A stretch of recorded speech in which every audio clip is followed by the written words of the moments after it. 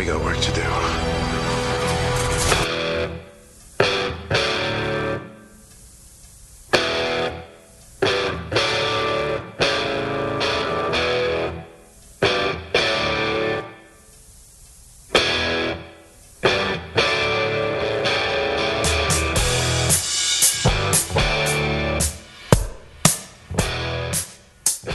Welcome to Highway to Hell, a supernatural podcast. I'm Kristen. And I'm Christine. And this week we're discussing Season 5, Episode 17, Point of No Return. And this is the 100th episode of Supernatural. It's a pretty big deal. It is a big deal, and a lot of shit happens. Yeah, a lot of shit happens. Like, wow, were you expecting it to go this way, Christine? No. Because there was like an element of what I expected. Like, I knew that we were going to be dealing with Dean trying to like give himself up to Michael, and that's all that I knew. And all this other shit was such a surprise. Yeah, because at the end of last episode, Dean was like, "Bye, Lisa. I love you," basically. Yeah. I'm gonna go do something real stupid, so need to say my goodbyes.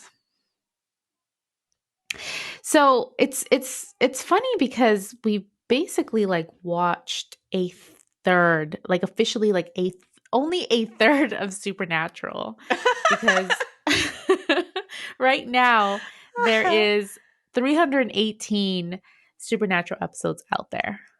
Okay. See, what I judge that against is that Star Trek Next Generation is 277 episodes, and I've seen that like 3 times all the way through. So I can do this. Oh, yeah, so it's not too bad, I guess. We could totally do this. So crazy. Yeah, I know. It's quite a milestone for us and for Supernatural, I think. And it's, I mean, we've been going on this journey for a while now. I think to like celebrate it on my own, I guess, I listened to our very first episode that we did. Aww. The why should you watch Supernatural? And how bad was it? Oh God. Pretty rough, I'm sure. It wasn't too bad, I think as far as like the editing or like just the composition of it was, but the entire time I was just like, God, I just won't shut up. Like it's so funny because I've definitely like we've had other episodes where I felt like that about myself. I was like, God, just shut the fuck up. You're just talking too much. And then I was just talking so fast, Yeah. Which I remember when we recorded that episode, and I remember like shaking. I was so nervous because it took us a while. We had never done it. Mm-hmm. Oh, it totally did. Yeah. And so I think that's why I was talking so fast, because I tend to do that when I'm really nervous. That's so and cute. I know you've definitely noticed that about me. And and it's okay. I'm here for you to like give you that little nudge to let you know that it's happening, so you can consciously be aware of it. Yeah. Slow down. So I've worked on it. If anything, it just showed like, hey, I've improved. You sounded great though. You were just fine. You're perfect. Oh, that's good. Yeah. Natural born ham. But natural entertainer. Whether you like it or not. But yeah, 100 episodes that we've been doing this, and it took us about 2 years now, because we started I'm sorry, no, 3 years, because it came out in 2017. Yeah. Which is crazy. Mm-hmm. Congratulations, us. Pat ourselves on the back. We've been doing this for quite a bit. I know. Yeah, awesome. We were just little babies back then. And I am still the same weight. Why? What? Why have I not? I had this realization this morning. I used to have like a fitness Instagram that I started in 2015. I literally weigh the same thing right now that I did when I started that Instagram. Oh my So, God. you know.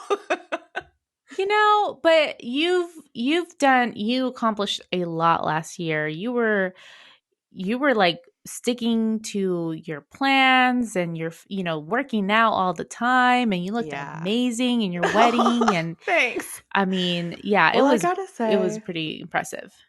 well, that's very sweet. Thank you. I'm flattered. Um, I have to say it has changed because at least I made it a focus and I'm much healthier now. It's not like I don't mind being the same weight. At least I feel better overall. So, guys, there's something to be said for eating your vegetables, if nothing Wow. else. But anyway, that was just like a funny thing. I woke up this morning and saw that on Instagram and I was like, wow, okay. Oh well.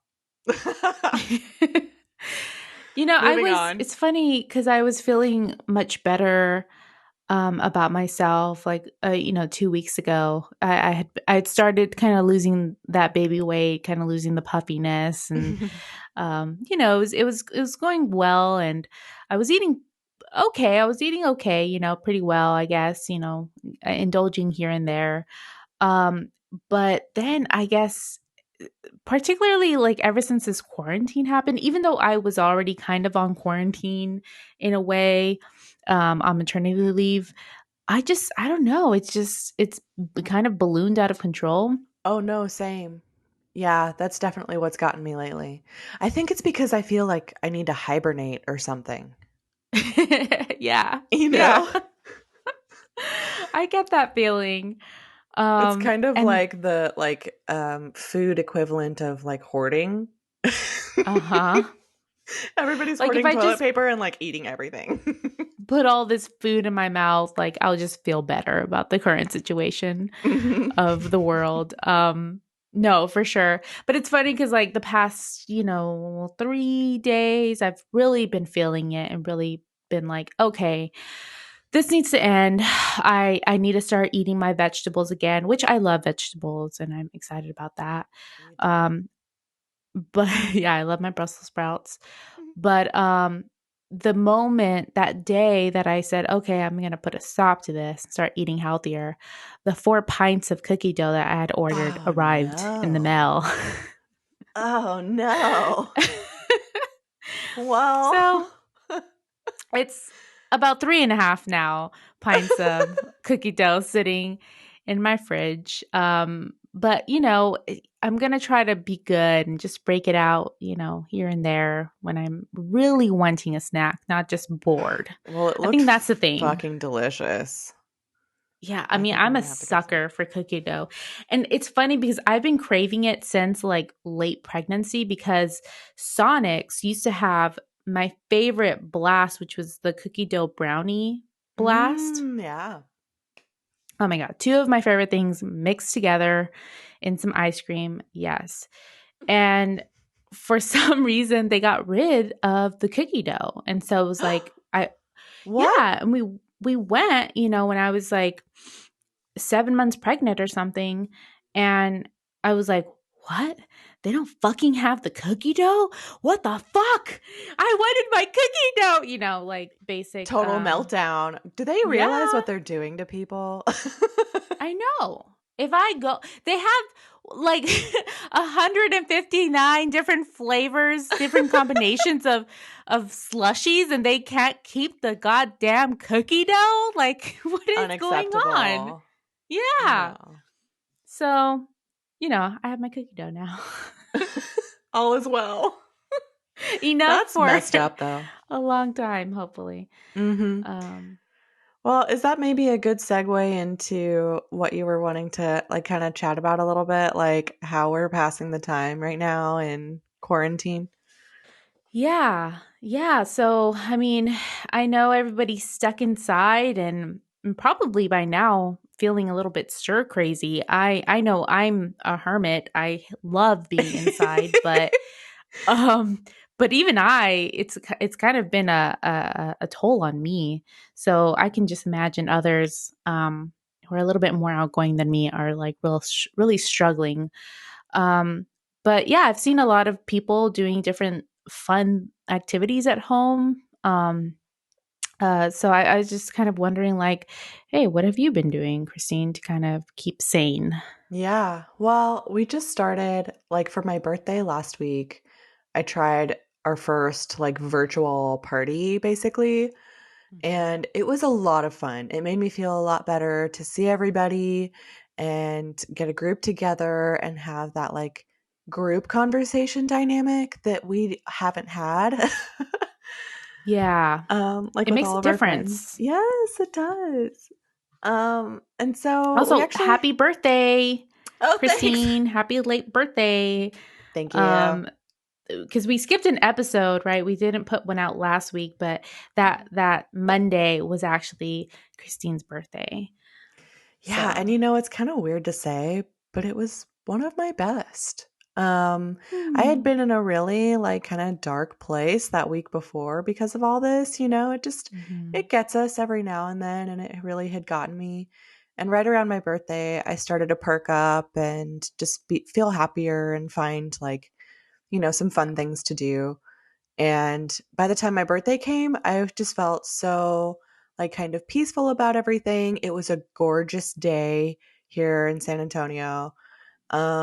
It was like a high of 68 and sunny. And so I took my car out for a drive in the country. I woke up that morning and worked out.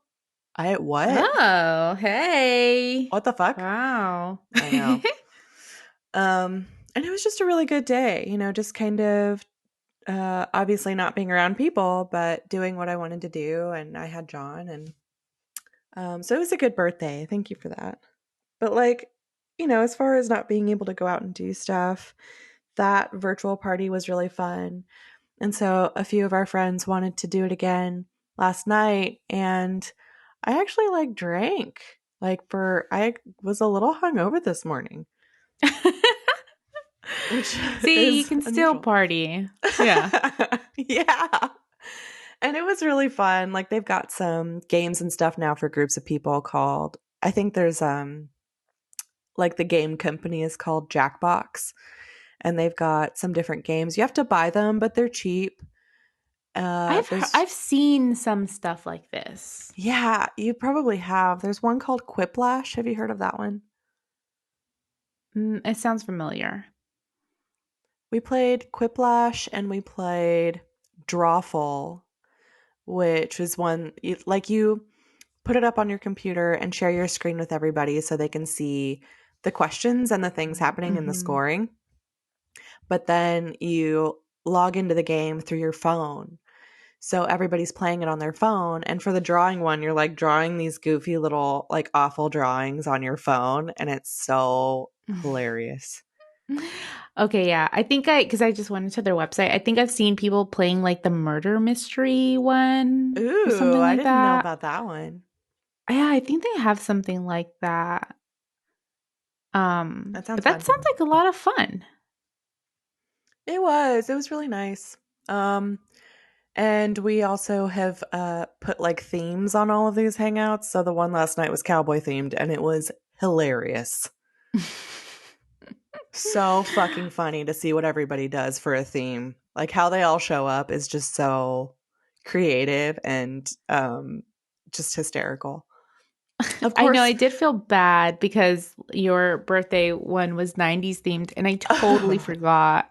And no, I it's was just okay. like, I know you were probably busy with your baby. So I was like, that's totally fine. I wasn't expecting it really. But oh man.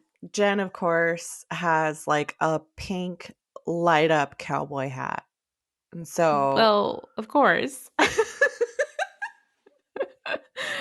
That on last makes a lot night of and sense. she's wearing this like light up pink cowboy hat. And I was like, oh my God. And a fringe jacket. It was just so Oh fucking my funny. god. I know. That's amazing.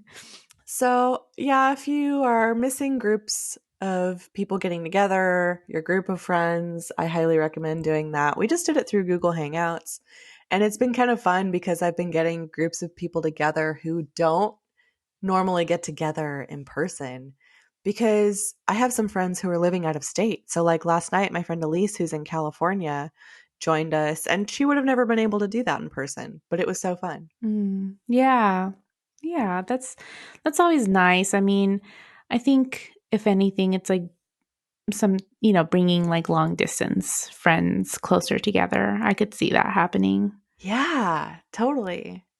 And it's interesting that it takes like this kind of situation for that to happen, but it's nice. Yeah. Because I guess because usually it's like, as sad as it sounds, like everybody's just too busy for each Yeah. other, you know? Mm-hmm. And so now it's like we're kind of forced to slow down and we do have this time to like really spend more attention on our loved ones. And so that's there's something coming out of all this craziness in Yeah, that. I agree. We're coming together and getting closer in a lot of ways that we didn't really have to try to do before. Um, so I think that's like kind of my recommendation. That was really fun. Also, I've started like reading physical books again. Oh Um, man, I have like a pile of books set out on my table, but I have not touched them yet. So that is oh, it's really been nice. exciting. I just started, but it was so refreshing because I haven't read an actual physical book in a very, very long time. And this is a brand new one to me. It was one recommended by Jen called Ninth House, and she loved it and was very excited for me to start. And we have a lot of the same taste in books, so I'll let you know what that's like. I'm probably going to Cool. Yeah. recommend. Um, Obviously, a lot of Netflix. Getting into all that, and Yeah. What have you been watching? Did you ever did you ever finish season 1 of Outlander and get to that crazy part I told you about? yes, yeah, I'm into season Oh. 2. How did you feel about it? Oh my god, it was rough. It was really rough. Yeah. I actually didn't stop it, but you were right. Thank you for like warning me because as soon as it started happening, I was like, "Oh, this was it. This must have been what she was talking about." Um, and it just kept going. Yes. It That was just what kept boggled me. going. And it was he's literally being tortured. This poor, wonderful, beautiful man is being like horribly, horribly tortured. And there's like some sexual stuff happening that's really awful and against his will. And John would come into the room and he was like, "Okay, well, I'm going to leave you to your torture porn and I'm going to go play video games." I was Yeah, like, Jose was "Oh, actually completely out of the house during that episode, but I had texted him and I said, "Oh my god, this is happening." And he was horrified just hearing the news. it's horrifying." Yeah, it's just I did not expect that and I didn't enjoy it. Just No, me I don't either. understand why it had to happen so many times during a full episode of it. And hmm yeah, it's Yeah, they really very, went there. yeah, I don't know. So weird. Yeah, I'm glad to be Um, past that and into the second season. Um, yeah. I'm a little sad Yes. that they're not still in Scotland. They're in France now, but it's like beautiful because they have all of these like amazing French costumes and stuff like that. But it's funny because now I keep trying to watch it when I'm doing something like painting my nails or something, and I can't Uh-huh. do that because there are subtitles because a lot of them are speaking French now. Yeah. Well, even So even when I was watching it when they're in Scotland, I still had to have subtitles because I was like, I don't know what the hell they're saying. I can't understand them. I don't know what anybody's saying. For real. So thick. That's great. Uh, Um, also, side note, did you see actually on that main actor Sam Heughan on his Instagram how he posted on his story about how they're like in legal battles with people who have been harassing him and his co-stars? what? No. Yes. He was like, I haven't said anything about this and I can't say a lot about it because of legal proceedings, but I am just really tired of this and I want everyone to know that I'm not going to put up with it anymore. And if anybody says anything on any of my accounts that's like defaming or negative, I'm going to like block them immediately, because we've dealt with a lot of like really horrible like shaming and rumors and stuff that isn't true. And it's just, What? yeah. Isn't that insane? That's insane. What is happening? What happened? I don't know. He did say that some people are like, one of the rumors is that he's a closet homosexual. So like they're like harassing him to the point where Oh they're my like, God. I know. Oh, yeah, I just looked it up. Outlander Sam Hewen says he's so hurt after 6 years of constant bullying. Isn't that No. so sad? Yeah, what the fuck? I don't know. People suck. People Just leave do everybody suck. What the alone. fuck? I don't know. I love him so much, though. I love him too. Just lay off. Which, okay, well, this is horrifying, but you know, a tangentially related plug is to watch this movie. What the fuck is it called? Spies Like Us? No, that's not what it's called. That is a movie from the 80s with Chevy Is Chase. it the one that he's in? Yes. With called? Mila Kunis. You told me about it. Something about a spy. Spy Who Dumped Me. It's Spy Who Dumped Me. Terrible. Oh my God. We had put it on and we were like, oh, this is going to be fucking terrible. And it's with Mila Kunis, with Sam Hewen, and then Kate McKinnon. Okay. It's hilarious. It's so funny. I loved it. We both loved it, Jose and I. Okay, and, I'm going to have to watch it. It's great. Yeah. I think it's on Hulu, and I saw it on Amazon too. Okay, great. Yeah. And Yay. It's so good. Oh my God. I wanted to rewatch it because it's just so funny. And now I know who Sam Hewen is. So yay. That's awesome. Okay. Well, I know what I'm watching later. Yeah. I don't know what I haven't actually really been watching. Your turn. Anything. What? Your turn. Yeah. Well, because honestly, what I have been watching a lot of is Before the 90 Days. 90 Day Fiance. Wow. So, you know, I think I've mentioned it on this podcast. If I haven't, I should have, because 90 Day Fiance is the greatest television show on earth. And that's a bold statement. And so we just got into Before the 90 Days, which is about these couples who are like meeting in person for the very first time. So we're seeing that. And, you know, they haven't started the K1 visa process yet. And I don't know. There's something, I think it's kind of even more entertaining than 90 Day Fiance, because like it's more like hit or miss. You know, these people have not, and some of them have like met in person before, but like their relationship is still so new. Mm-hmm. And a lot of them are meeting for the first time, and it's like, oh, is there going to be any chemistry at all? Kind of seeing that. Yeah.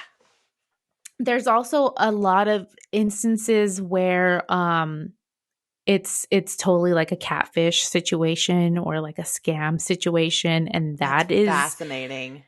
Really interesting to watch, because these people are like, it's like, oh my God, this person is so obviously scamming you, and they're like, no, she or he wouldn't do that to me. They love me. And it's like, what is going on? Why aren't you seeing this? And it's just so much fun. So watching these poor saps get duped is so much fun. it is. It's so sad, but it is. So season 4 is on right now on TV. You know, new episodes every Sunday, which means today. And you know, the other episodes we're watching off of like AT&T or Spectrum, whatever the fuck it's called, like the on demand. And so that has been, God, so fun watching that, keeping me sane for sure. That sounds really fun. I need to pick that back up too. Yeah, because you never finished the 90 Day Fiancés. They're wild. Um and besides that, we've been doing like the usual, like we played some board games, and we usually don't break out the board games too often because both of us are very competitive. I have thrown the Monopoly board over many a times. And I wish I'd seen that. oh yeah, I get real pissed, and if I'm it just never works out because if I'm winning, then he's like, I'm not playing. Like, Oh, yeah. like it's that sort of thing. And then like if he's winning, I'm just like flipping the board over. This So is bullshit. yeah, so we usually do not play. But we've been doing a little bit of that. As far as like if you're wanting to continue disconnecting with people, I've been playing The Sims. I started playing a little bit more. It's because I haven't played since like before I had the baby, and so that's been really fun. I started a new 100 baby challenge. What does that mean? Yeah, I don't know if I've ever told you about this. So basically, it's a chat because there's different challenges that are. I have to get to all of them because they sound like so much fun that you do with The Sims. And so this one in particular is like you make a character, and it can be a girl or a boy, but as long as they can get pregnant, because actually Sims is very progressive, and they allow you to make like basically transgender Sims, so you can have like a Wow. male. Yeah, you can have a male who can get pregnant and that sort of thing, or you can have a male who has more feminine walk or mannerisms, or a Wow, female that's with so more interesting. male mannerisms and stuff like that. Yeah. Mhm. So you create this character, and she or he has to, they have to have 100 babies. They cannot get impregnated by the same guy twice. So it has to be 100 different dudes. Wow. And yeah, and they have to work from home. They have to take care of their own kids. So no nannies, no maids or anything like that. Um, and they have to, make their own money, no cheats. So I can't like hit mother load, and that gives you like 50,000 simoleons or whatever it's called. And you have to make your own money. And then you can't like level up the kids or anything. So basically, you do that, and you're trying to do it as few generations as possible. So like once Okay. she becomes an elder and she is no longer of childbearing age, then the eldest daughter takes on that role, and it's so fucked up. But That's they're Sims. crazy. It's fake, but like it's just but it's so funny because it's so hard to get people to sleep with her. They really, they don't Why? go for it right away. They're like, "Oh, she's too forward." That's how they act. So you really need to like build up relationships in Oh. order to get them to sleep with you. Um which is crazy. That sounds too hard. It's hard, Like you need man. to And like like learn how to just be so like manipulative. yeah, basically. And I had already tried to do it before, and I ended up like not liking my character anymore, so I made a new one. But it was so difficult, and I only had one child, and so I did it. That's as far as I got. And so I can't imagine having like 5 children in the household and having to manage all of that. So it's gonna be really interesting. We'll see. So there are a lot of Yeah, other that's a good challenges like challenge. that It's a people good way to do. spend your time. Yeah. Yeah. I wouldn't say it's a good way to spend my time, Christine, but it's a way to spend your time. But yeah, that's pretty much what I've been up to. Just trash reality TV shows, and a second life, a virtual life, if you will. Yeah, let's get into the episode because, man, we have a lot to talk about. So as mentioned at 30 minutes ago, this episode is season 5, episode 18, Point of No Return. This is the episode where Zachariah has a new plan to overcome Lucifer, but the strategy has unforeseen destructive consequences. I'll I say. mean, I guess. Yeah. Yeah. Some Well, definite consequences there, I guess. I don't know. That's kind of a weird way to put that because it's not like, I don't know. It actually ended up okay for them. Yeah, I mean, if we're just talking about Sam and Dean, they're all good. Exactly. Yeah.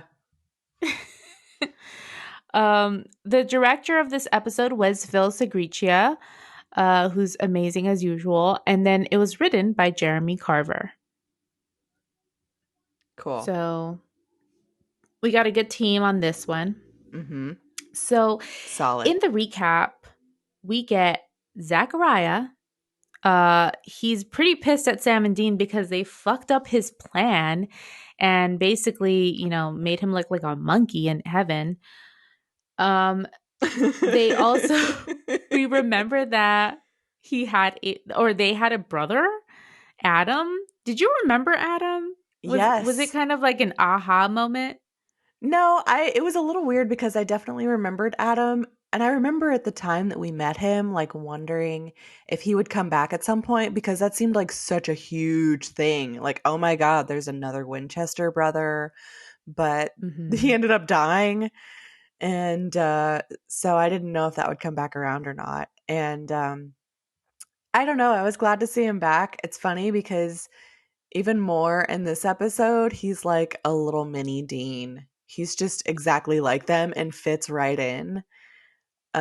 Yeah. So I don't know. I was glad that they brought it back because it seemed like too big of a bombshell to just like leave back, in the dust of that episode that we had before. No, that's true. I was really happy to see him because it did feel, I mean, that was back in season 4. It did feel kind of like, well, what the, like they have a brother, but he's dead already. That's one thing that I did forget, that we didn't really get to meet Adam. Not really. We met Mm. a ghoul who was doing an impression of Adam, essentially. And I found him to be a lot more like Dean in this episode than that episode. I think that episode he had a little bit more I don't know, like youthfulness and Mhm. and Kind of um his own personality innocence. too. It was Yeah, and different. this one it was kind of like he's replicating Dean. He's like being a mini Dean in Yeah. some ways. So we got a recap that he's around, and then that Dean is about to do something really stupid. So the episode starts with Zachariah drinking in a bar. He's complaining about his lost deal to another drinking businessman. And then all of a sudden, the bar starts to shake, and a piercing noise breaks all of the windows, the beer bottles, and liquor bottles, and it kills the man and the bartender by like burning their eyes out. So we've seen this before with Pamela. It's burned their eyes out, but it didn't kill her then, Mhm. although we thought it might have. Yeah, I So, thought that was really kind of awesome. Like just the effect. I wasn't expecting it to mhm. happen, and like they close in on that guy's glasses, and the glasses shatter, and his eyes burn out, and it was like, oh, that's crazy. Yeah, it's pretty crazy. And Zachariah says it's his boss. And he has a conversation with this boss dude where he's apparently forgiven as long as it means he'll be put back on it or, given another chance. And then we get the credits. Um, my question is, I wasn't quite certain who he meant by his boss, but now I'm kind of thinking it was Michael. I had that same question, and I actually watched it twice, and yeah, I think I kind of decided the same thing on the second watch that it was probably Michael because I think we've already kind of established that God doesn't care. Or he's just kind of like not in it. And so the only one who really cares about what's happening right now would be Michael, I guess. Yeah, because at first I was like, "Oh, is this God communicating to him?" But he's been kind of out of the loop.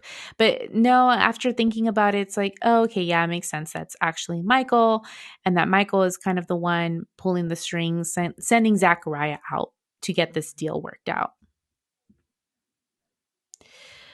So after the credits, we see that Dean is drinking in his motel room. He's basically preparing to end his life, to give himself up for Michael. So he's, enjoying a swig of liquor again. And for the last time, he's packing up his leather jacket and putting it into a box. And then he throws his Impala keys, of all things, in the box as well.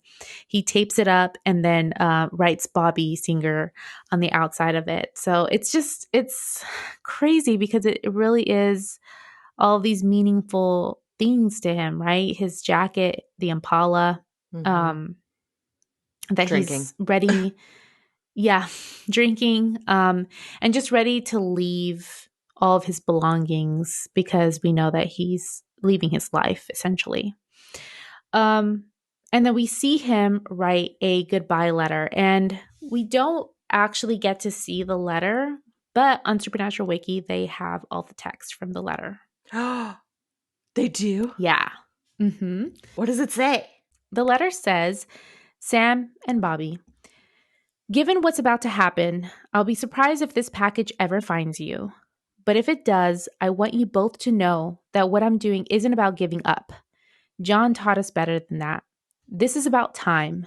We've run out of it. Left the Impala in Cicero. Where I'm going, we don't need roads. Oh, which is a Back to the Future reference. Wow. I know you'll look after her for me. Bobby, you've taken more for the team than anyone could ever ask. That makes you an honorary Winchester in my book. Sam, you told me once that you pray every day. Not sure if that's still true. Probably isn't. But if it is, give it one last try for me. And Sammy, one Winchester lost to this fight is enough. When it's over, and then it cuts off from that. That's all they had. Oh. That gave me goosebumps. Isn't that great? Oh my god, it's That's awesome. really good. Um, I know. Um, well, before Dean could leave the room, though, Sam shows up, and apparently he was able to find him because he knew the stops on the quote unquote farewell tour. So I guess he saw like Lisa and everything, which is really Oh, sweet. It's like, oh, Sam thought of her, you know? yeah. He does know Dean so much better than he thinks he does, than Uh Dean thinks he huh. does. He's not such a mystery. Also, I was just thinking it would be really awesome to make like Dean Winchester farewell tour shirts.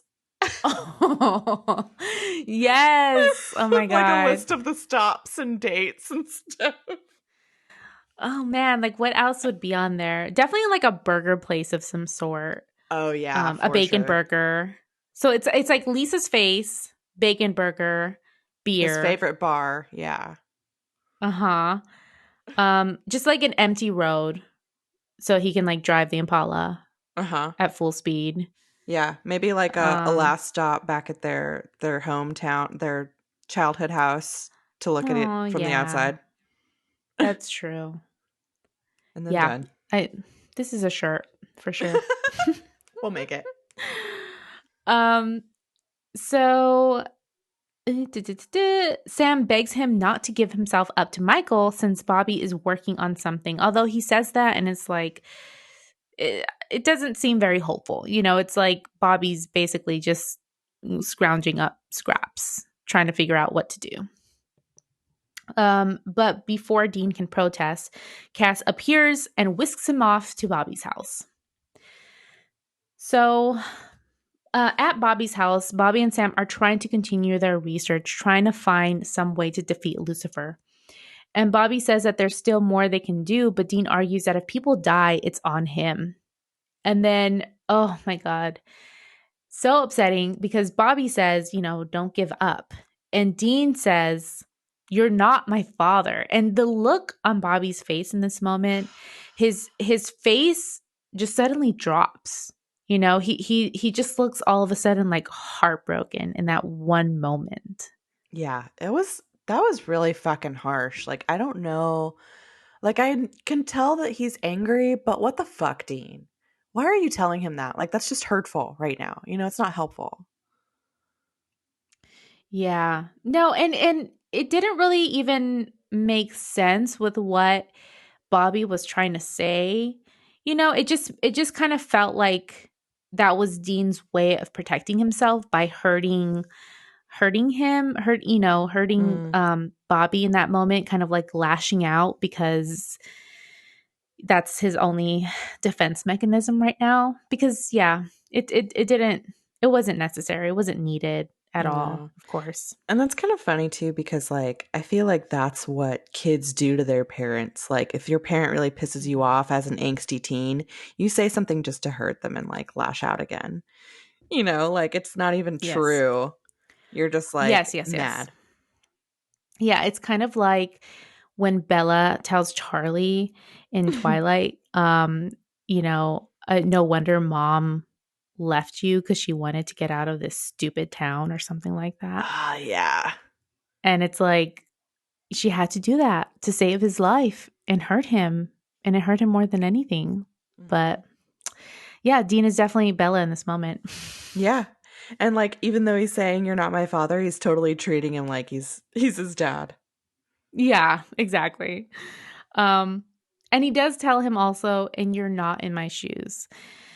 And Sam looks at Dean so pissed for saying Yeah. that. Like what the fuck? Like how dare you? How could you say that to him? And almost like, in like God, like a sympathetic way, or like how why would you hurt Bobby like that? Yeah, like disappointed kind of. Yeah. Yeah. Yeah. And Dean looks away, and we do get watery eyes from Dean in this moment.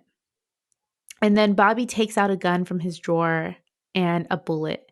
And he tells him that he looks at this gun every single morning and he thinks about killing himself every single morning. But he never uses it because he promised Dean he wouldn't give up. Oh God. So Yeah, sad. Dean. Yeah, you fucking asshole. I was going to say that too. You took the words right out of my mouth. Exactly, Dean. God. You can still say it if you want. Dean, you fucking asshole.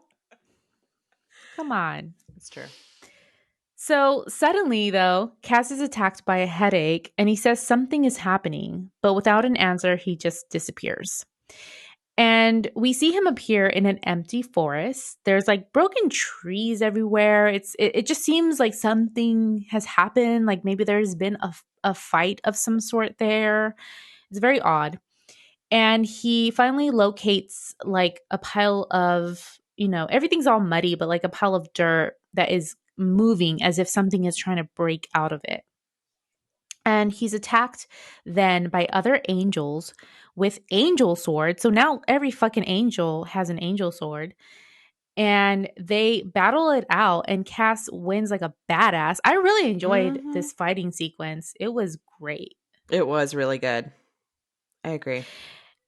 And like I had, I've already talked about how I really enjoy Phil Segricha as a director and all of this, but I really did enjoy his fighting directing, in Hmm. this episode because there was a lot of fighting. Cass suddenly became like Jason Bourne in this episode all of a sudden. Yeah, there's like 3 fight scenes with Cass, and he's such a badass in all of them. It's crazy. Yeah. It's definitely like, it definitely felt like, whoa, this came out of nowhere. Like this is a different take on Cass, Hmm. but I liked it. I liked Me this new too. Cass. Also, side note, we just watched The Born Identity like last week, and I hadn't watched it in years, and it's so fucking good. I Yeah. Yeah. love There's that some movie. really good action sequences in there. One of the best car chases of all time. Also, hottie, young Matt Damon. Great soundtrack. I love the whole thing. I haven't watched it in forever, Yeah. but I'll need to do a rewatch for sure. Yeah, I recommend. Um, well, and then Cass digs out this person coming out of the dirt, and we don't see then who it is. But in the next scene, we see he's appeared back at Bobby's house, and it's Adam. It's their brother, The like their real fuck? brother, not the ghoul, but Adam, like their actual brother.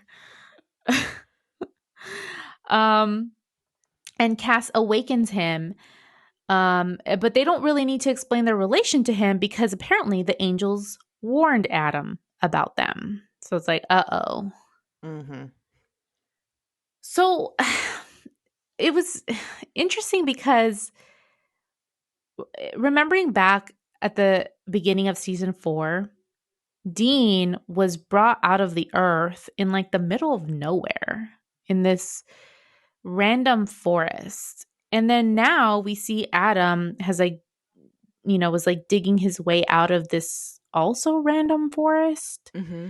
So it just made me think like,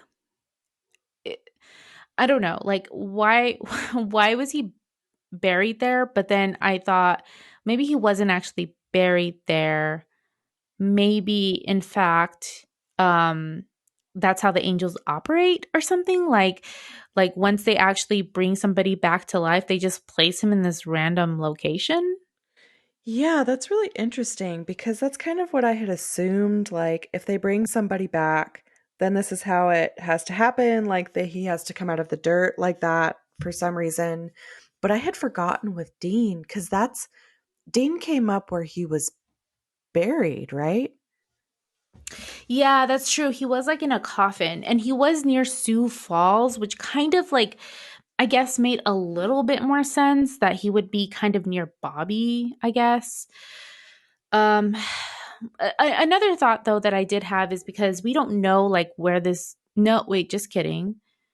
We know that the ghoul had placed Adam's dead corpse underneath like the house or something, or like in some Right.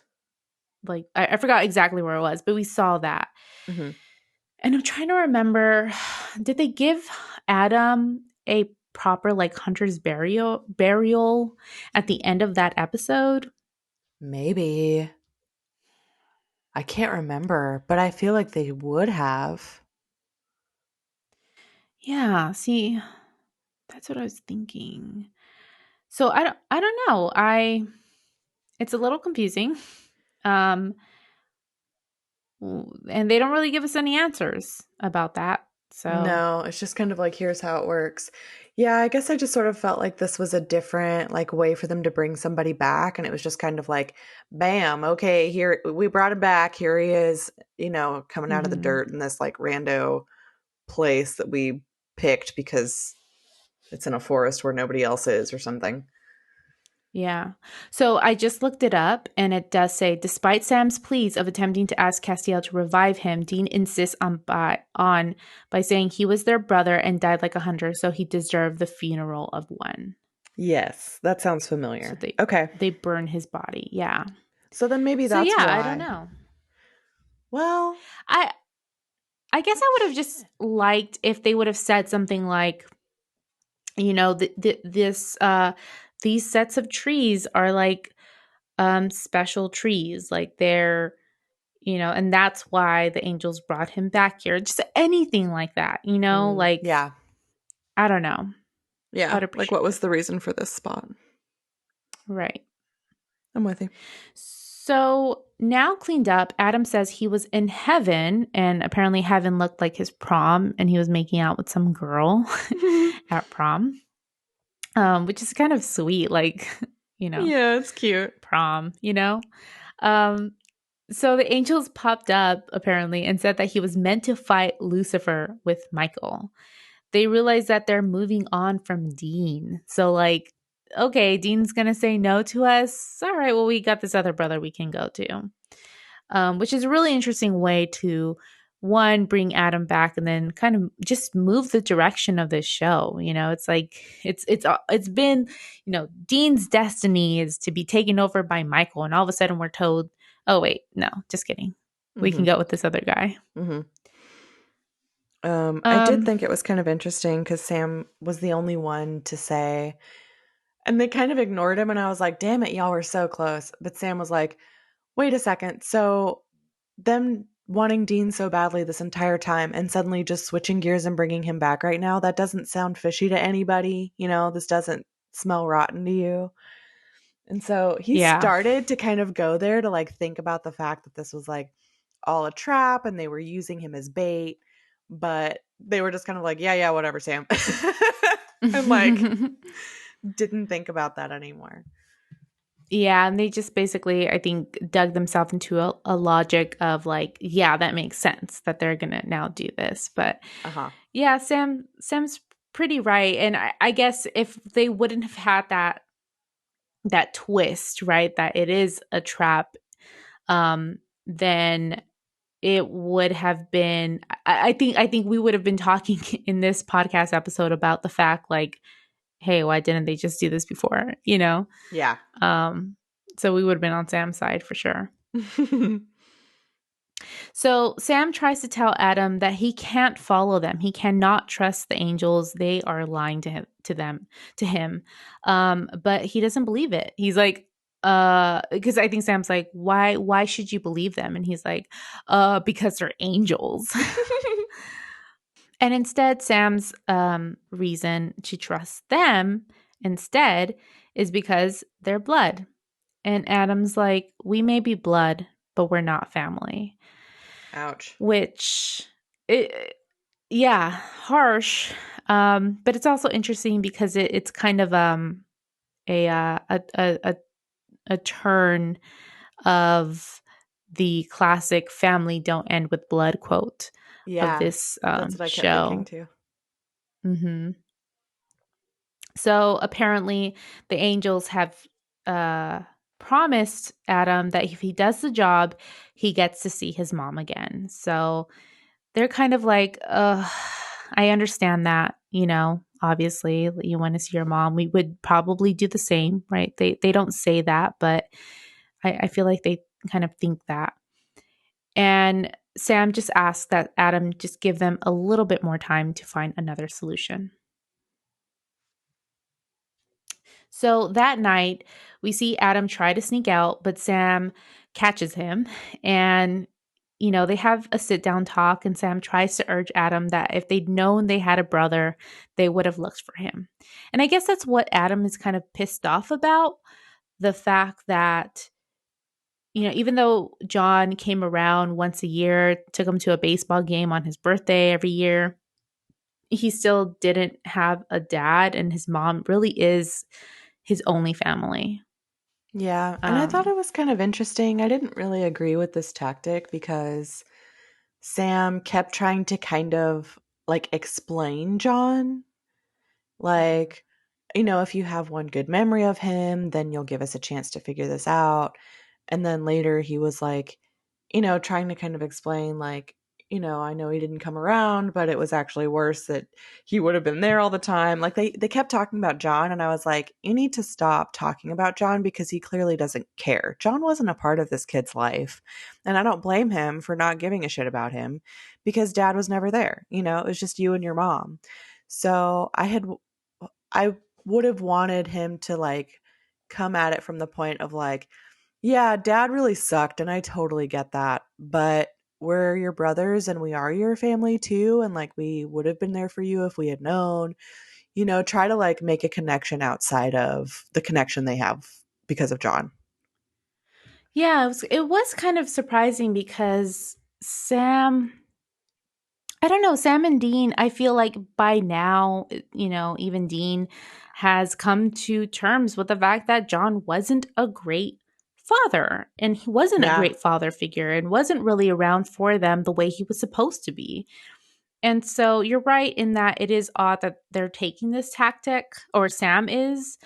Um, but I don't know. Maybe he's just kind of trying to it's just like he's trying to play the brother card like real hard. And even when he was doing that, it was just like, this doesn't seem like it's going to work. He has no sense of loyalty to you. And honestly, I don't blame So, him.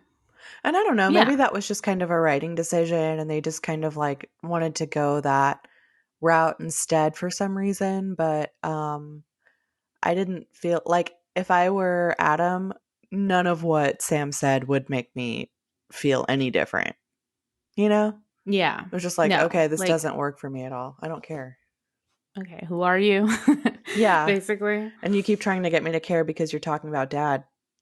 and I Also, don't we like look him. nothing like each other. We look nothing alike. Are you sure, Sam, you're not the half brother? Because, like I could see Adam and Dean maybe being Yeah. related. Where did you come from, Sam? So Cass and Sam go to visit Dean in the panic room. And oh God. Okay. So Cass is like staring at Dean like really weirdly.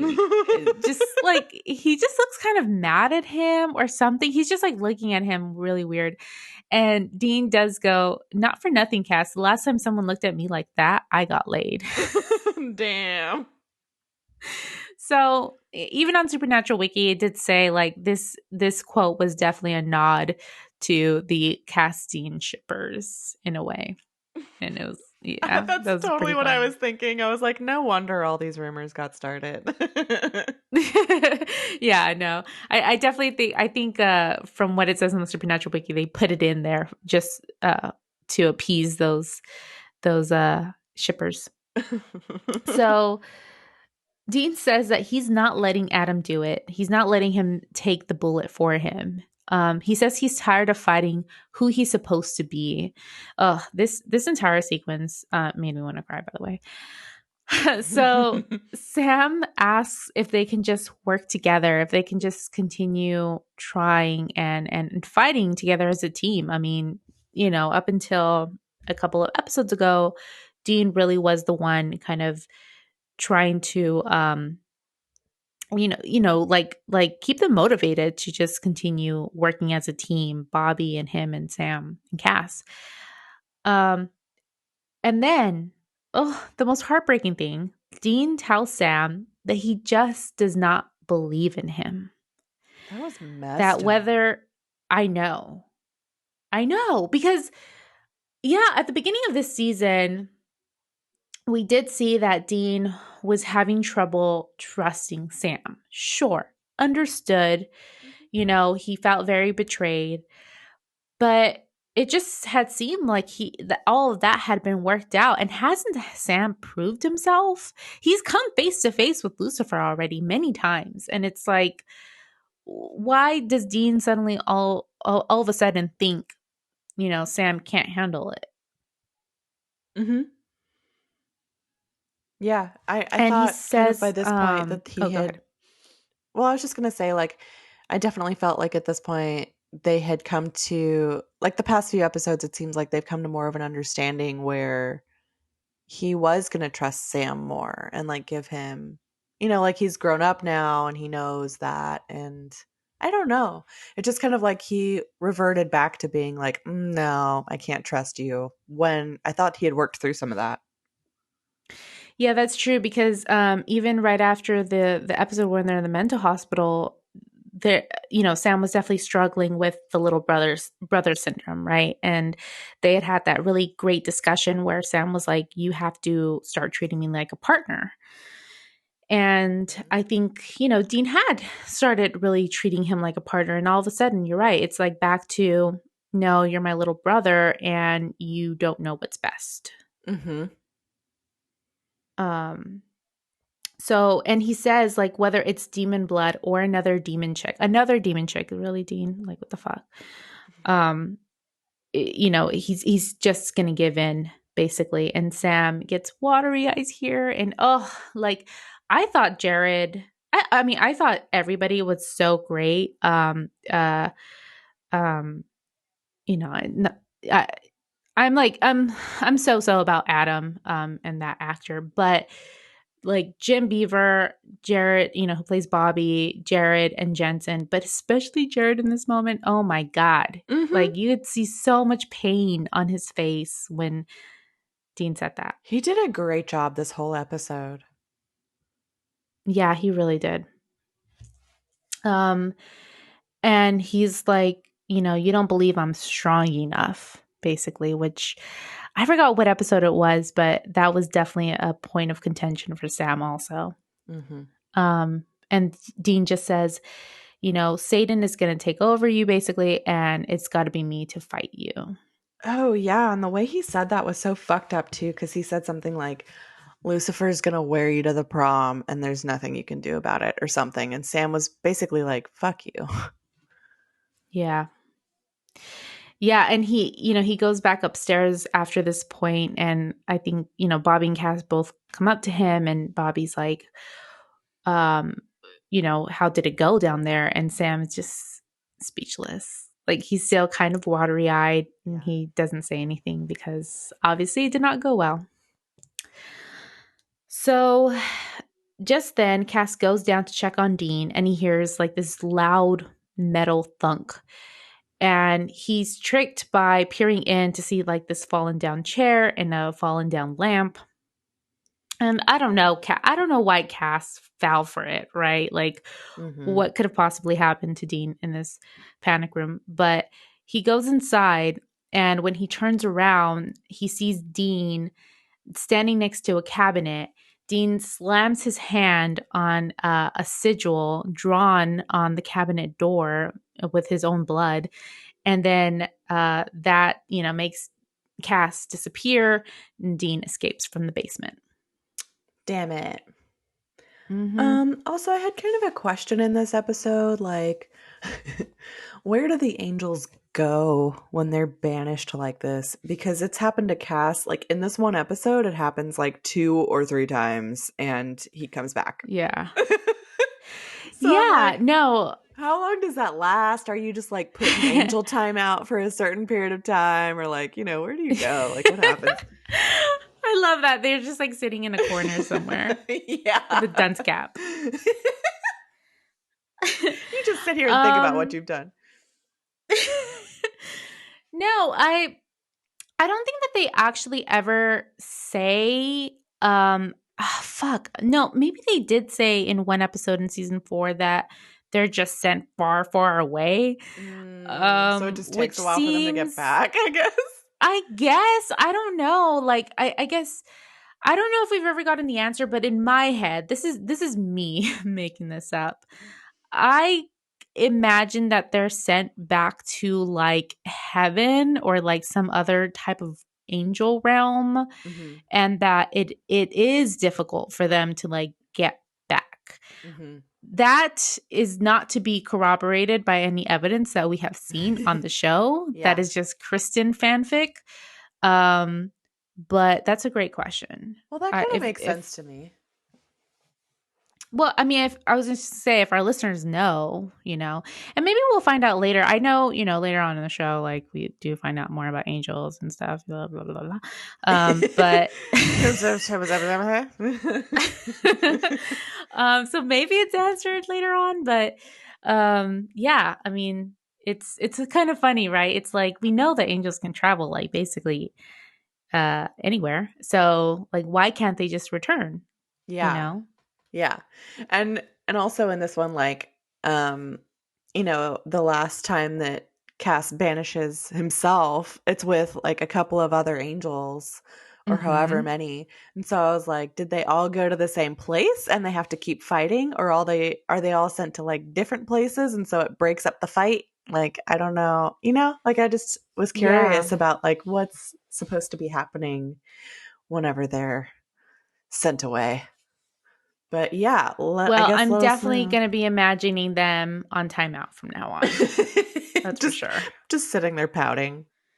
And I mean, the sigils are supposed to be like this really powerful magic. So maybe it's kind of like a binding spell of some sort too, that they're not just like sent away into another realm or, to the other side of the world or something, but it's also like it puts a hold on them in some way. Yeah, that would make sense. Okay, I just wanted to bring that up. Yeah, it's a great question. So Sam finds out that Dean is missing and he goes out to find him. Meanwhile, Adam is dreaming on some playground where Zachariah meets him, promising his mom will come soon. And, he's basically like trying to manipulate him. He tells Adam that Sam and Dean are not his family. So Dean has made it to somewhere. I'm assuming he's like still in Sioux Falls, and he's in the city though, and he walks up to a religious man praying on the street. He tells him his name and asks for him to pray to the angels to come and get him. And the guy like drops to his knees right away. But then Cass appears and knocks the religious man out with a tap on his forehead, and then he starts like kicking the shit out of Dean. Like Yeah. he's really welling on him. Beating his ass. Well, and and that kind of goes to show like what kind of look Cass was giving Dean before. He's just, we didn't get that. We didn't get that from Cass. I don't like that. I would have liked to have heard his feelings in all of it, right? Because he was kind of feeling, like giving up after the whole God Mm-hmm. revelation. But I guess maybe he's feeling angry now, that Dean would be giving up after everything that they've gone through. And we don't get Cass saying that. Well, But he was it's saying some just stuff like while he was beating him up, right? That I thought kind of like spoke to that exactly. Like he said something like, um, this is why I got banished or something. Like basically like this is how you repay me. mm-hmm. And I totally get that because yeah, he was like he went against all of heaven and all the other angels to try and help Sam and Dean this whole time. And after the God thing, he was really down, and Dean kind of gave him a pep talk and helped him come back to like help them again. And now he's thinking of giving up and he's feeling like betrayed and pissed. And I totally get that. Yeah, that's true. Yeah, he does. I looked it up on the transcript, and he does say like, I gave everything for you, and this is what you give Oh, to that's me. what he said. Yeah, I totally get that. Like, come Yeah. on, man. I did all of this for you to try to help you, and this is how you thank me, basically. It's very much the same thing that like Bobby tells him, essentially. Mm-hmm. Yeah, everyone's feeling the same way because Hmm. they were all there for him and on the same side, and now he's betraying them. Yeah. Well, so Cass brings this battered Dean back to Bobby's house. Sam is back also because I guess he was like, I can't find him, so I'll just return. But now they're like, oh, Adam is gone. He just disappeared into thin air, apparently. So it's just like, yeah, it's just like a chair swap in Bobby's house right now. Everybody's going missing. Yeah. So they say that the angels must have taken him, and they wonder where they took him. And just as they ask that question, we see the beautiful room again, the same one that we had seen when Dean was taken there to learn about his destiny, and the same space. What was it called? 2001: A Space Odyssey Yeah. room. And there are still, or maybe some new beers and hamburgers out on the table. And Adam's chowing down on some hamburgers and talking to Zachariah. And he says that he's ready for Michael. But then Zachariah gives him a little bit of a plot twist. And he says that they've terminated his position since he's not the chosen one. He's just bait. And he says Should that have the seen that plan, coming. yeah, Adam, you dumbass. And he says that the plan is that Sam and Dean are going to put aside their differences and come and get him. And there is where Zach needs Dean. So that was kind of news to me. Like, uh, is it really that Zachariah needs Dean in the beautiful room to say yes to Michael? Is that how that works? I don't know. I think maybe not, because if they're just using him as bait, then I guess maybe they had to set up a place for that to happen. Hmm. Yeah. Yeah, Um, cuz I got the sense that he could say yes anywhere on earth. mhm. Me too. Just kind of like how I just remembered that Michael had inhabited John's body back in the past, you know? It's like he didn't say yes in the beautiful room. He said yes in a on a ranch in Kansas. Right. Yeah, yeah, I got that sense too. So maybe it was just kind of coincidence, like they set it up that way because it was just kind of an obvious place for that. Like it was on their turf. They could get Adam to go into that room because he was easy to like manipulate and set up that situation. And like he was just bait for Sam and Dean to come get him and then have Dean there. Yeah. Yeah, this plan was a little shaky to me. Yeah. Um like why I don't know. It just kind of felt like Zachariah was just like pulling anything to see if it worked, essentially. Mhm. What a dick. Yeah. Okay, so Zachariah says that Adam will still get to see his mom. And Adam asks why he should believe him. And then Zachariah's like so fucking tired of it. And he makes him start like choking up blood, basically. Ugh.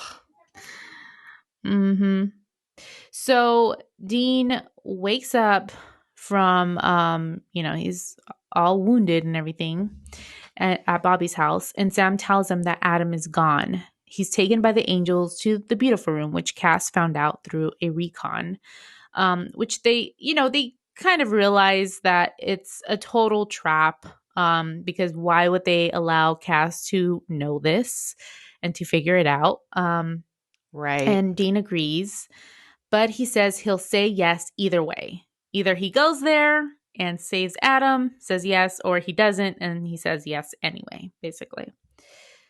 Um and Sam says that he's still got to protect Dean because they're brothers. That's his main focus is just making sure that Dean does not say yes because he loves him, and that touches Dean, I think, Mhm. in that Mhm. moment. I think so too. And also like he was extending the olive branch like where um now like Bobby and Cass like don't believe in Dean because he's like told them basically that he would give himself over to Michael. Mhm. Sam is still the one sticking by him and giving him the opportunity to change his mind. Yeah. And I think that goes a long way because if someone is still giving you that like freedom of choice and believing in you, then it kind of makes you think twice. Mhm. Yeah. And I think also makes him think twice about what he told Sam about not believing in him. Yeah, totally. Well, and then I don't know if I felt like that was at nighttime, but then in the morning or something is when we now see Cass having taken Sam and Dean to this like the outside of a warehouse, and Cass says that apparently this beautiful room is located in this warehouse in Van Nuys, California. What? um I don't okay, Uh. so I don't yeah, I have lots of thoughts about that.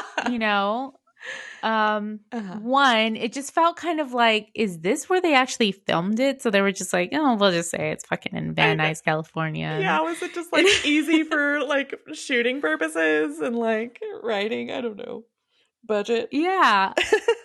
Which is odd also because I think they usually do film in Canada. So it was just weird. And then two, I guess I had always pictured this beautiful room, and I even said so. I even said um in that last episode we had seen it that it's like located in like purgatory or something, like off of Earth. Yeah. Yeah, that's what I had always assumed too. Cuz that felt right. It's like an in-between place. Yeah. And I guess maybe it could still technically be an in-between place and But just the like, entrance is in Van Nuys. yeah. Yeah, is that what's going on here? Um I don't know. That's and silly. I don't know. Yeah, it's just so random. And Van Nuys, like I've Of all places. yeah, I think I've been there. Really? Yeah, I've gone there once because my brother used to play like hockey, like little league hockey. I forgot what they call it. It's not called little league, but you know what I mean. Mm-hmm. Um and so, he would play at different arenas, at different ice rinks all over LA and different counties actually. So not just in LA. That's And cool. so yeah, it was a lot of fun. I really miss it just because I love hockey and it was a lot of fun seeing him play. I mean, not that he sucked. He didn't. He didn't suck or No, anything yeah, like that. it But was the same with my it's brother like, because he played baseball and it was always really fun going to the games. I really enjoyed it.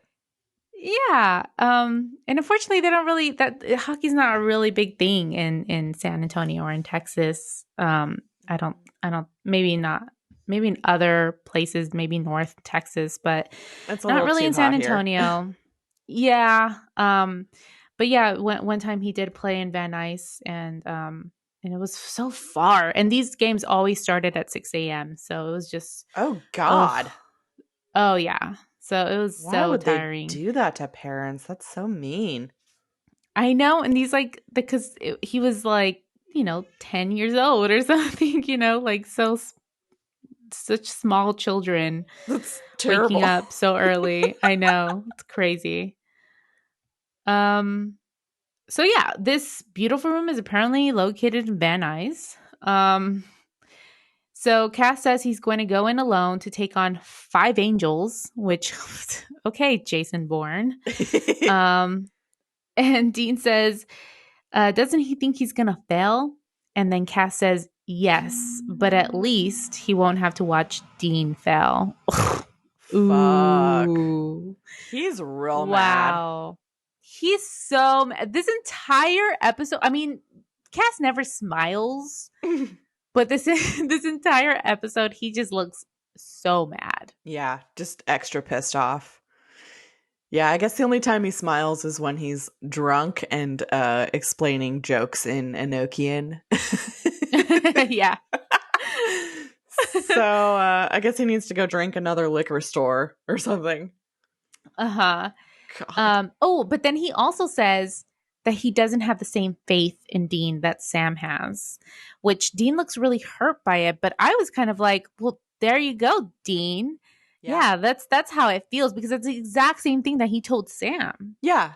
Yeah, for sure. It's a taste of your own medicine. That's what that feels like. And at least Cass is being honest, like he's not just I don't know, he's telling him how he feels because he's straight up like, you have betrayed my trust and I don't fucking think that you have it in you anymore. Mm-hmm. He's just telling him like it is. Yep. Well, and then Cass goes in and basically kicks ass. He's well, first off, there's like this like a little shack house or something in the middle of this warehouse. It looks like something out of like Big Fish, like Yes. just this little southern looking Cabiny thing. yeah, kind of creepy looking house in the middle of this empty warehouse. And he walks up to it and then he's attacked by an angel and then he's attacked by more, but before they can get to him, he tears his shirt open and smacks his hand against a sigil painted on his chest. Yeah, fucking But it was Superman just, style. yeah, it was like there's like ripping noises. It's like it's really intense. Yeah, and I didn't see that coming. He had carved the sigil on his own chest, and I was like, oh, fuck. That's Yeah. super intense. Yeah. I don't think that we've seen anything like that before. Mm-mm. And he's totally, I don't know, he's just totally fighting dirty now. Mm-hmm. Um, okay, so then Dean goes in, now that the coast is clear, and enters that shack looking house, but it turns into the beautiful room. He picks up Adam and Zach appears, and Adam's trying to warn him, like, hey, it's a trap, but of course Dean knows already. And Sam, Zach kind of taunts him, like, yeah, you stupid fuck, basically, like it was a trap, you didn't realize it. And then Sam like sneaks up behind Zachariah and tries to stab him, but Zachariah catches him and like throws him against the wall with his powers. And then, he makes both Sam and Adam like cough up blood. So they're both like basically dying in front of Dean. And, he keeps on taunting Dean. And finally, Dean says, yes, that just stop. And we do get a son of a bitch here. Let him go, you son of a bitch. I mean, I thought I... So yeah, he says yes. And it's like, what? I think Zachariah is kind of like, what? Like he's kind of excited. He's shocked. Sam is obviously shocked. Even though he's coughing up blood, he tries to like yell at Dean not to say yes, to stop. And then Zachariah starts immediately calling Michael down with some Enochian chant. And Sam and Dean stare into each other's eyes. And something is exchanged between them, and Dean winks at Sam, and Sam has like looks kind of like, oh, you're up to something. He kind of realizes. And as soon as Zachariah says, okay, Michael's on his way, Dean says that actually he'll say yes, but he has a few conditions. So one is that, certain people can't be hurt. And we kind of think it might be Lisa and Sam. Well, Sam might be inevitable, but, certain people like Bobby. And then two, that Michael needs to disintegrate Zachariah. Nice. Uh-huh. And Zachariah is like, and by this time, it's kind of like shaking a little bit, like, okay, Michael's on his way. And Zachariah is like, wait, what? Like, no, like that's not something you can do. Do you really think that Michael's going to do that to me? And Dean's like, yeah, he wants me more than anything. He's going to do anything I ask him. And Zachariah gets pissed, grabs Dean, and he's like arguing that Michael won't be killing him. But Dean takes out the angel sword that's been, I guess, hiding in his sleeve and stabs him. Yeah. And Zachariah, that little bitch, goes down.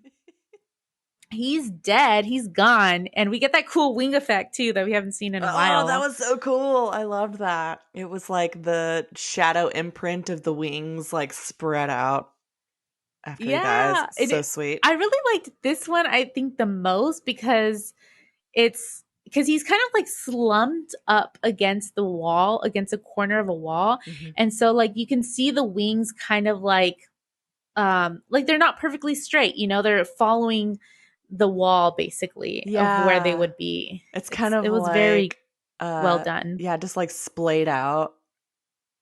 And you could see like feathers. It was more like defined. Yeah. It's fucking cool. So the room, though, is still shaking and it's getting way worse.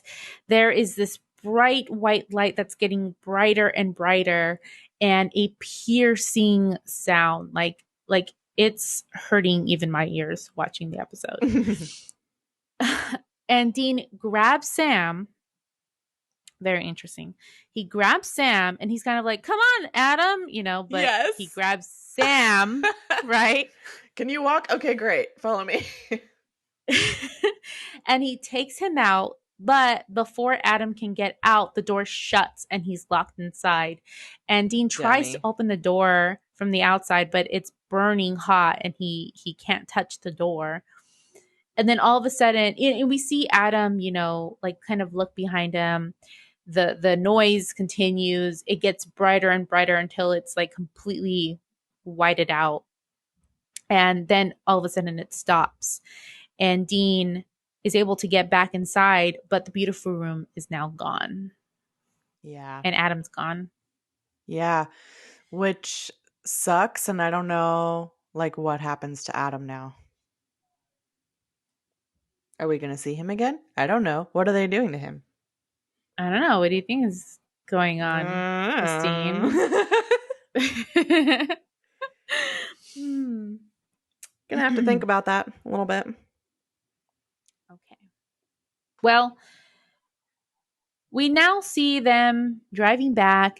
Everything's calm. You know, they're just enjoying their lives and their company and driving the Impala back, I assume, to Sioux Falls. And Sam asks why Dean changed his mind, that it seemed that he had actually said yes in that moment, but something happened.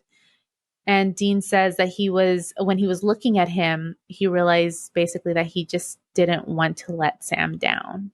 Aww. Which is so sweet. And what I was hoping and we do, for. I know.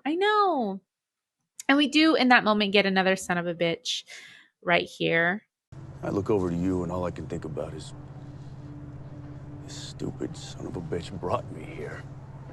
But it's so sweet, and I love what's stated at the very end of this episode, right before the credits roll. It says, Dean says, I mean, hell, if you're groaning up to find faith in me, the least I can do is return the favor. So screw destiny right in the face. I say we take the fight to them and do it our way. Yeah. Yeah. So he's not giving up. No. And I hope that kind of like quashes the whole like not trusting Sam thing anymore. Like I hope he doesn't bring that back up again, because I think you can see now, Dean, that Sam is like totally on your side and willing to give you that trust. And it's a two-way street. So you got to afford him that same opportunity. Right. It's just what Sam had said in that other episode. It's not going to work if they don't trust each other, if they don't work as partners, if he doesn't allow him that respect. So it is really important that they believe in each other. Yeah. Yep, agreed. Well, and that's the end of the episode. It's we've got 1, 2, 3, 4, four more episodes until the end of this season, and Dang. I know, and it's gonna get crazy from here. We do have Sam watery eyes, we have Dean watery eyes, and then we have 2 son of a bitches. But overall, how'd you like the episode, Christine? How'd you feel about it? Yeah. Overall, I did really like it. I didn't love it, but I felt like there was a lot of stuff that happened that was really important. And it was necessary to kind of get them on the right track, because I felt like, I guess if Dean is still kind of not trusting Sam, and there's this question still of whether, like, Dean's kind of been losing his faith, right? Whatever he had of it. So there was a big question for him of, if he's going to end up being Michael's vessel or not. And that's been hanging over us for multiple episodes. And so now it's kind of definitive. Like, okay, the band's back together. The guys are on the same page as far as how they're going to fight this, and they're going to stick by each other and not give in, and okay, go, so I felt like that was really needed, and I'm happy with where it ended up, and what they're going to do right now, but but I don't know, I didn't love the episode, because I'm kind of with you, like there was a lot of Adam, and I don't know how I feel about him. Yeah, I and I don't mean to be like mean or anything. I I don't love who they picked for Adam. I would have liked, I think, a different I don't actor. know, somebody else who can I don't know, who can emote differently. I just, you're right in that he did seem more like Dean in this episode, but it just kind of felt like a very base version of Dean. And that's not to say that, like, because I also hate that thing, right? Like that thing is always played out in different movies or TV shows where it's like, um, like this person finds out that they have a long lost brother or a long lost father or whatever it might be, and it's like they eat pancakes the same way, Oh or they, yeah. And they're exactly the same. that's right, exactly. Yeah. And it's like, no, it doesn't really have to be that way, but I guess for me, like, Adam doesn't really have a distinct personality. It's not just the actor. It's the way the character is written. Yeah, that's fair. Mm-hmm. I don't know him, Yeah. I don't understand him. I don't, he's not his own person. So I don't love that part of it. And then also just the whole like trap. Like, yeah, it just seemed like it wasn't really necessary because Dean was already wanting to say yes, so he didn't really need to be trapped. Right. Yes, agreed. And that I do still kind of have a problem with them not realizing earlier how that trap was working and being smarter about it. Mm-hmm. I don't know. Yeah. So yeah, that's kind of how I feel about it. I like it. And what I was gonna say is what I do like about it is the fact that, in these past few episodes, we have seen Dean's will, Cass's will, be broken. Bobby has definitely taken a lot of hits since the beginning of this season. Um, dealing with his disability and all of that, and Sam dealing with the trust issues and all of that. And so I really liked how this season has treated all of those things and how it's been carried, because I think a lot of times what ends up happening is that we get like a conflict that is presented in one episode and resolved in that same episode. Mm-hmm. And I don't feel like I didn't feel like that with all of those things in this season. And it was nice that we got all of those conflicts kind of what's the word I'm looking for? Integrated, but like clashing against each other in this one episode, Mm-hmm. come to a head, Um, and I enjoyed seeing that, and also having that be kind of resolved, because now it's like, oh, okay, like you said, now it's go time. Now we really need to get serious about defeating Lucifer, because it's the end times are near. Mm-hmm. And so I liked that. Yeah. About it. Same. Well, I don't know. Have you looked at ranking already? I haven't. I have it open, but I don't really have a spot for it in my head. I don't know. I'm going to be honest. I don't know that I see it up there, really. I agree with that. Like, just off the top of my head, I'm definitely looking lower on the list. Yeah, me too. I'm kind of looking like 46 to 52, which is interesting because we put 99 Problems the last episode at 52. Mm-hmm. Yeah, I was looking at that.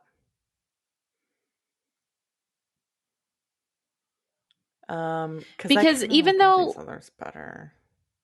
Yeah, I like a lot of them better. But I did really love the performances in this episode. Mm-hmm. And the emotional moments were really, really great to me. So it's like I kind of give it that, It's not a great episode, but it had a lot of great moments in it. In what was otherwise like an okay episode. Yeah. Yeah, I don't know. I think I would be happy with it anywhere between like 45 and 50. right around there. Yeah, that's definitely kind of where I'm gravitating. I think I like it better than 46 and below, but A Very Supernatural Christmas is pretty good. a great episode. Mm-hmm. Yeah, and that's at 45 for our listeners. Yeah, I'm feeling that too. I'd be happy with that, with it being the new 46. Okay, so season 5, episode 18, Point of No Return, is going in as the new number 46, and this one's going in the trunk. Okay. Well, I think I've mentioned already that this next episode, episode 19, is one of my favorite episodes of the series. It's definitely my one of my top 5, I think.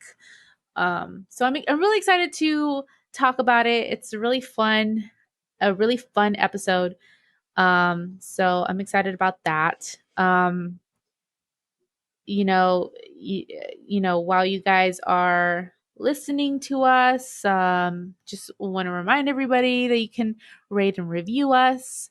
I think we've, don't mention that too often, but it's always helpful for you to rate and review us. Mm-hmm. I think we have gotten a few more emails since the last time that we asked for some questions and stuff, but please keep on sending those in if you haven't already. We want to take your questions.